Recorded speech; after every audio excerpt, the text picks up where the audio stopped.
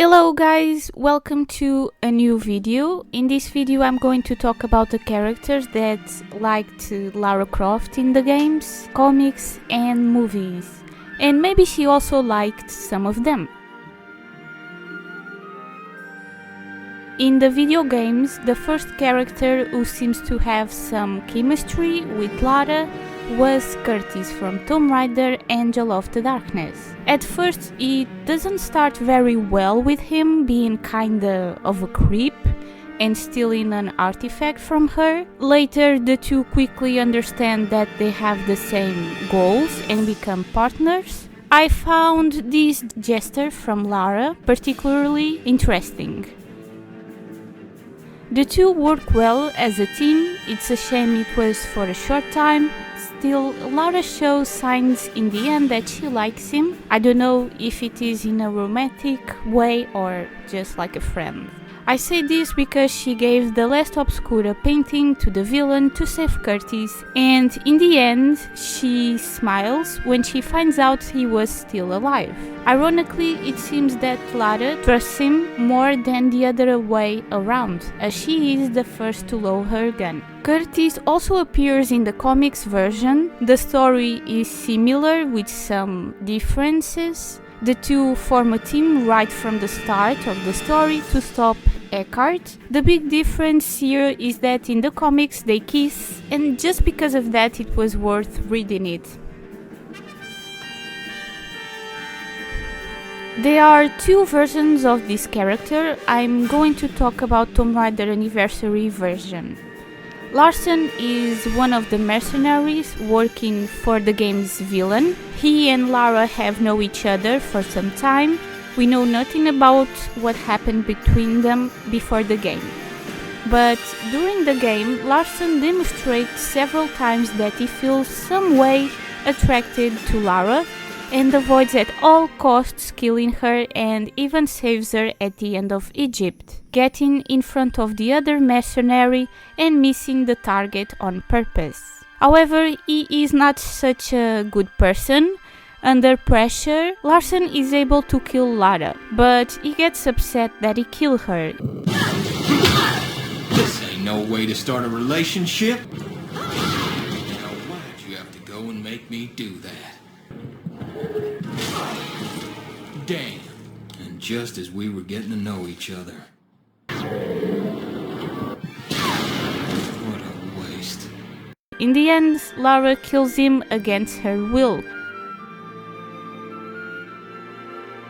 Alex is a side character from Tomb Raider 2013 and is the typical nerd who is friend-zoned by the girl he likes. In one of his documents, we learn how much he admires Lara and would like to be able to impress her. Unfortunately, their relationship never developed to the point where we saw Alex attempts to get Lara's attention. Still, Alex manages to impress her by sacrificing himself and gets a goodbye kiss on the cheek. Oh, Alex, you got the tools. Finally, I impressed you. However, Lara never showed any sign of liking him that way. Poor Alex. I'm not a big fan of the character, but I felt sorry for him when he died. Sam is another Tomb Raider 2013 character. By just playing the game, I would never say there would be a romance between them, but apparently that was the plan. I confess that I was surprised that they wanted to make Lara a lesbian. Quite honestly, during the game I never saw any signs of the two liking each other. They just seem to be great friends who care a lot about each other like they were sisters. I suppose everyone sees it in their own way. Lara faced everything and everyone to save Sam, who was the most important person to her. Then in the comics there was a part that seemed to me to be a sign that Sam liked her more than just a friend. I think it was easy to get those vibes in the comics and not really from the games. And apparently at the end of the comics, the writers wanted the two to kiss, but the idea wasn't approved. In the end, Lara saves her and the two go their separate ways.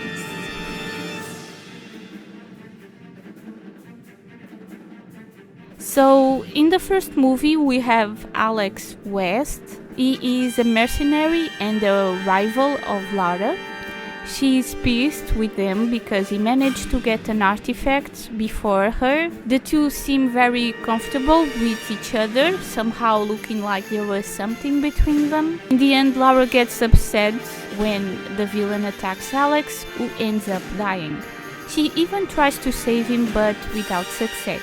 But shortly thereafter, she manages to use the artifact to bring him back to life. The two seem to care a great deal about each other. Then in the second movie we have Terry. He and Lara had a romantic relationship until he decided to turn violent and betray her and a secret agency. What he did was sell without permission the artifacts found by Lara and the secret agency. Basically, Terry, who was part of the Marine, betrayed his country by becoming a mercenary. As a result, he was arrested. Sometime later, Lara asks to release him because he was the only one able to help her find the Shailing. Through the movie, we see that Lara still likes him, but she can't trust him. It's hard to know if he's a good or a bad person.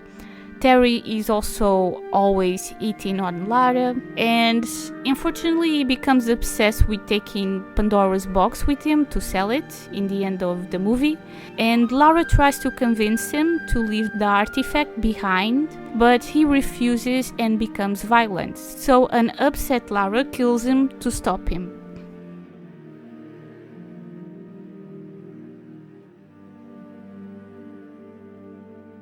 Now, talking about comics, we have Chase. And Chase is a treasure hunter and Lara's ex-boyfriend. We don't know how they met. The two ended their relationship because he was playing at the casinos and spending Lara's money, who ended up going to her room to sleep because she was tired of waiting for him. Chase never came back, so the next day she went to pick the artifact she'd been looking for a long time without him. But when she got there, she found that he had already caught it without her. She knows it was him because he always leaves a clue as a signature. Lara finds him flirting with another woman and discovers that he was trying to sell the artifact to the other woman in order to pay off debts. Lara was even more hurt and furious. Chase had betrayed her, he was with another woman, he'd spent her money, and worst of all, he'd stolen the artifact she worked so hard to find. Now, in the present, Chase seemed to do everything for Lara, saying that he had changed. Lara has a hard time forgiving him, but the truth is that she was falling in love with him again. Chase was even broke because he was always working with her, but he never got paid. Unfortunately, he ends up dying and she cries for his death. Now, I'm just going to talk about some minor characters that only appear for a short time in the comics, and I thought I should mention them. He is a 1,000-year-old Tibant monk who guides Lara through the tiger's path. Then they, out of nowhere, are lovers. He gets caught by an enemy and Lara manages to save him. Then he isn't mentioned anymore. He kinda disappears from the story. We don't know more about him. All of this was so random that I really didn't like this relationship. Quill has a hidden town with only women. He is a pervert, and that's why as soon as he sees Lara, he throws himself at her and says that the two are destined to be together. Obviously, she doesn't like this attitude. This character barely appears since he's Lara's helicopter guy, but Lara admits that she knows he likes her and she just using him. Such a nice girl. And finally we have Joe. Lara and him form a partnership for a new adventure. The two already knew each other. Lara says they both have history. In a part of the story, he recalls a past episode in which they were together in a romantic way. And in another part, she asks him to also dive into the waters so she could see him half naked. And that's all. I think my favorite relationship is the one with Chase from the comics, even if I love to see Lara and Kurtis together. While in the games there is a lack of Lara having a romantic relationship, the old movies and the old comics are always spamming relationships. Of the people of this list, who would you like to see together with Lara? Say it in the comments. Don't forget to leave a like and subscribe because it helps the channel. I'm struggling with having time to post every week because of work. And yeah, I don't have much time lately. And yeah, that's all. Until next time. Bye bye.